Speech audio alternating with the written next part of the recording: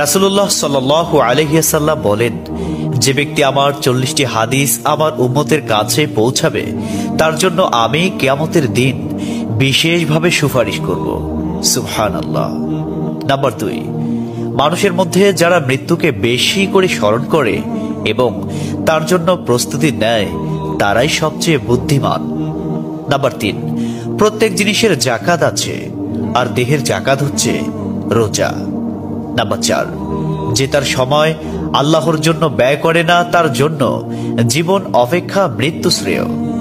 Number 5, যারা সব সময় ইস্তিগফার তথা ক্ষমা প্রার্থনা করে তাদের সাথে উঠা বসা করুন, কেননা তাদের হৃদয় সবচেয়ে কোমল হয়। নাম্বার 6, তুমি যত সিজদা দিবে আল্লাহ তত গুনাহ তোমার মাফ করে দিবেন। সুবহানাল্লাহ।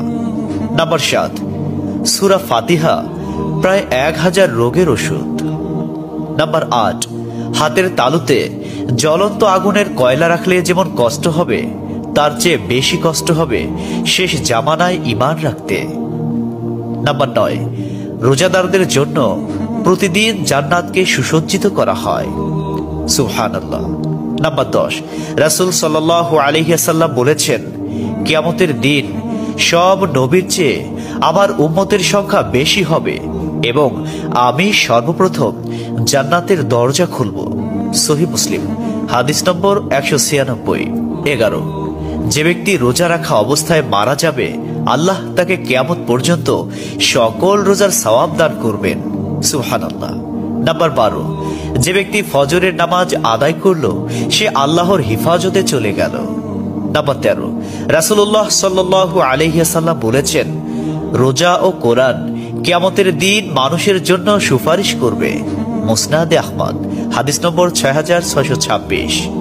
14, নবীজি বলেছেন, রোজাদারদের জন্য সবচেয়ে বড় খুশির সংবাদ হলো হাসরের মাঠে আল্লাহ সবার আগে রোজাদারদের সাথে সাক্ষাৎ করবেন।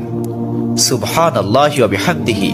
15, যখন রমজান আসে তখন জান্নাতের দরজাসমূহ খুলে দেওয়া হয়। 16, রাসূলুল্লাহ সাল্লাল্লাহু আলাইহি ওয়াসাল্লাম বলেন, যখন কোনো বান্দা আল্লাহর দিকে দুটি হাত উঠায় তখন তিনি তা ব্যর্থ বা শূন্য ভাবে ফিরিয়ে দেন না। তিরমিজি, হাদিস নম্বর 502। 17, হযরত মুহাম্মদ সাল্লাল্লাহু আলাইহি ওয়াসাল্লাম বলেছেন, একটি খেজুরের অর্ধেক হলেও দান করে জাহান্নামের শাস্তি হতে নিজেকে হেফাজত করো। সহিহ বুখারী, হাদিস নম্বর 6023। প্রিয় ভাইরা, নাম্বার 18, যদি ভালো হতে চাও তবে সর্বপ্রথম মিথ্যা বলা ছেড়ে দাও। 19, তুমি যখন রাস্তা দিয়ে যাও তখন আল্লাহর নামে জিকির করো, কারণ হাসরের দিন ওই রাস্তা তোমার নামে সাক্ষ্য দিবে। 20, তোমরা সব সময় উযু করো, কারণ কিয়ামতের দিন যারা উযুকারী তাদের হাত পা উজ্জ্বল থাকবে। সুবহানাল্লাহি ওয়া বিহামদিহি। 21, যার দুঃখ বেশি তার প্রতি আল্লাহর রহমতও বেশি। 22, যখনই নামাজে দাঁড়াবেন জীবনের শেষ নামাজ মনে করবেন। 23, যে মহিলা গর্ভাবস্থায় 1 খতম কোরআন পাঠ করবে তার গর্ভের ওই সন্তান একজন নেককার বান্দা হিসেবে দুনিয়াতে আগমন করবে। সুবহানাল্লাহ। 24, চুপ থাকার কারণে মানুষের যেই মর্যাদা হাসিল হয় তা 60 বছর নফল ইবাদত হতে উত্তম। সুবহানাল্লাহ। 25, রাসূলুল্লাহ সাল্লাল্লাহু আলাইহি ওয়াসাল্লাম বলেছেন, জান্নাতের সবচেয়ে নিকটবর্তী আমল হলো সময় মতো সালাত আদায় করা। সহিহ মুসলিম, হাদিস নম্বর 260। 26, যে ধোঁকা দেয় সে আমার উম্মতের অন্তর্ভুক্ত নয়। 27, তুমি জানো তুমি সঠিক তবুও তর্ক করো না, তর্কে জড়াইও না। 28, হযরত মুহাম্মদ সাল্লাল্লাহু আলাইহি ওয়াসাল্লাম বলেছেন, তোমরা বিপদে পড়ে মৃত্যু কামনা করবে না, বরং বলবে, হে আল্লাহ, যে পর্যন্ত জীবিত থাকা আমার জন্য কল্যাণকর আমাকে ততক্ষণ জীবিত রাখুন, এবং যখন মৃত্যু আমার জন্য কল্যাণকর তখন তুমি আমাকে মৃত্যু দাও। 29, সূরা ইয়াসিনকে কুরআনের হৃদয় বলা হয়। 30, হযরত মুহাম্মদ সাল্লাল্লাহু আলাইহি ওয়াসাল্লাম বলেন, মায়ের একটি কষ্টের নিঃশ্বাস 7টি দোজখের চেয়েও ভয়ঙ্কর, আর একটি সুখের হাসি 8টি বেহেশতের সমান। সুবহানাল্লাহ। 31, যে অন্যের বাবা মাকে গালি দিল সে যেন নিজের বাবা মাকেই গালি দিল। 32, রাসূলুল্লাহ সাল্লাল্লাহু আলাইহি ওয়াসাল্লাম বলেছেন, আমি যা জানি তোমরা যদি তা জানতে পারতে তবে নিশ্চয় খুব কম হাসতে এবং খুব বেশি পরিমাণে কাঁদতে। 30, মানুষ যদি মৃত ব্যক্তির আর্তনাদ দেখত এবং শুনতে পেত তাহলে মানুষ মৃত ব্যক্তির জন্য কান্না না করে নিজের জন্য কাঁদত। 34, মহানবী সাল্লাল্লাহু আলাইহি ওয়াসাল্লাম বলেছেন, সূরা ফাতিহা তোমরা ধীরে ধীরে পাঠ করো, কারণ মহান আল্লাহ নিজে তার জবাব দেন। সুবহানাল্লাহ। হাদিস সূত্র মুসলিম 910।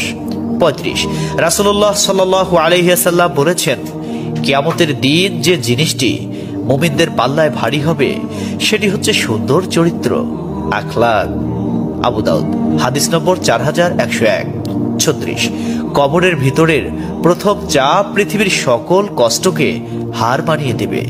37, হযরত মুহাম্মদ সাল্লাল্লাহু আলাইহি ওয়াসাল্লাম বলেন, যে ব্যক্তির অন্তরে এক সরিষা দানা পরিমাণ অহংকার থাকবে সে জান্নাতে প্রবেশ করতে পারবে না। সহিহ মুসলিম হাদিস নম্বর 91।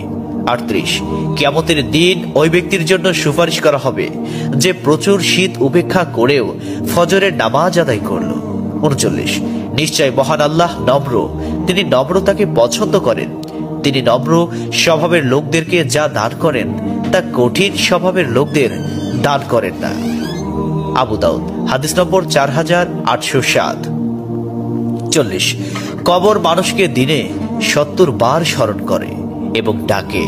আল্লাহ সুবহানাহু ওয়া তাআলা আমাদের সঠিক জ্ঞান এবং বুঝার তৌফিক দান করুন এবং আমাদের এই সমস্ত হাদিস সমূহের উপর আমল করার তৌফিক দান করুন। আমিন।